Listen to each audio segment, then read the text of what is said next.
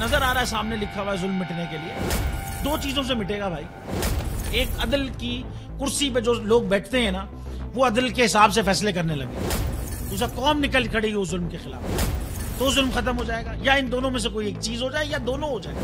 अगर 420 का मुकदमा था, उस वक्त अदलिया में जो लोग बैठे हुए केस देख रहे थे, वो पूछते ना यार चीट हुआ कौन है। जब उनको दिखता कोई चीट नहीं हुआ, केस खत्म कर देते। तो जालिम जुल्म कर ही नहीं पाता। 9 जजेस ने नोट बिफोर किया मेरे केस को यार, 1.5 साल चला। शख्सी जमानत का केस, सेम केस इस्लामाबाद में कर दिया। एक ही इल्जाम पे 2 केस हो नहीं सकते भाई।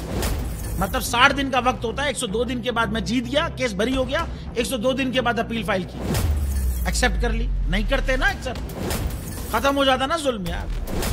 भरी अदालत में मुझे बरी कर दिया, फिर पता नहीं क्या हुआ 2.5 घंटे बाद का नोट बिफोर, मैं नहीं सुनता ये केस। खड़े रहते अपने फैसले, मिट जाता जुल्म। अल्लाह ताला ने बिठाया इन कुर्सियों पे इनको यार, ये अल्लाह ताला की तरफ से फैसले करने हैं। तो या तो ये फैसले आएंगे, जुल्म मिट जाएगा, या कौम खड़ी हो जाएगी जुल्म के खिलाफ।